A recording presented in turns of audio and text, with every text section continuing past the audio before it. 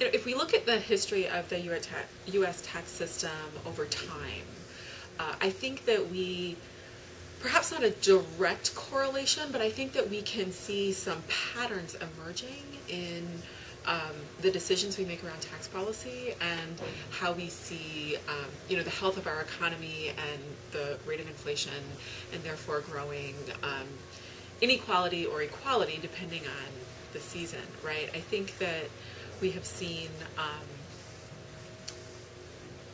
for example, we've only had an individual income tax for about 100 years. The 16th Amendment was passed in 1913, and so the first individual income tax was enacted in, I think, October of that year.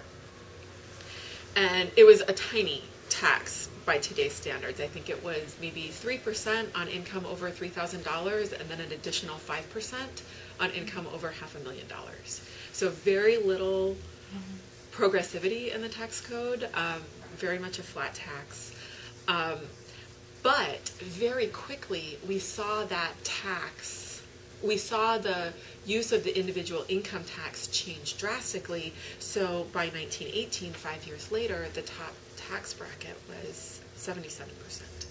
And in part, the reason for that just rapid and precipitous growth of the top bracket in the latter half of the teens was, of course, the First World War.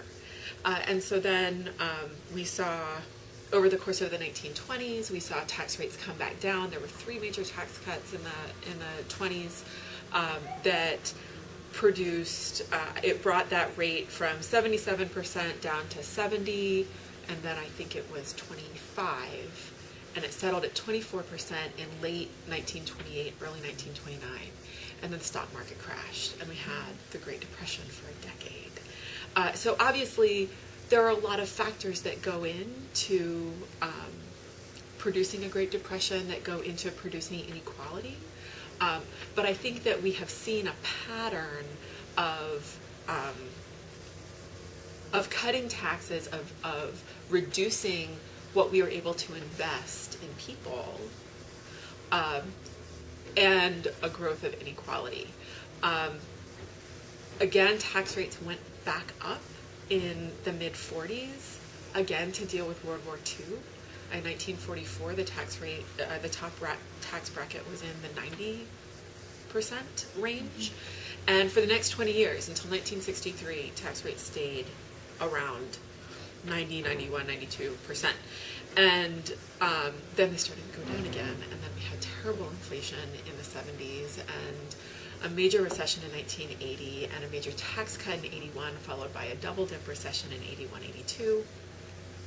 So all that to say, I think that we have seen a pattern of changing rates, changing investment, and changing economic health, and I think that directly affects inequality in our economy. And so then that brings us to the early 2000s, where we did the exact opposite of what we did during World War I and World War II.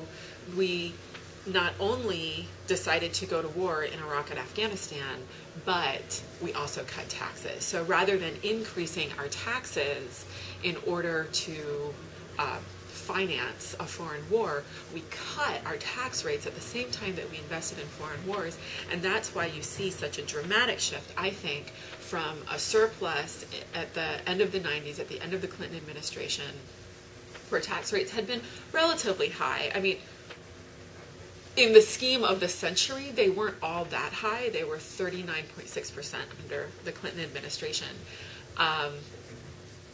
And then we saw them come down to 35% in 2001, at the same time that the U.S. engaged in war in Iraq and Afghanistan.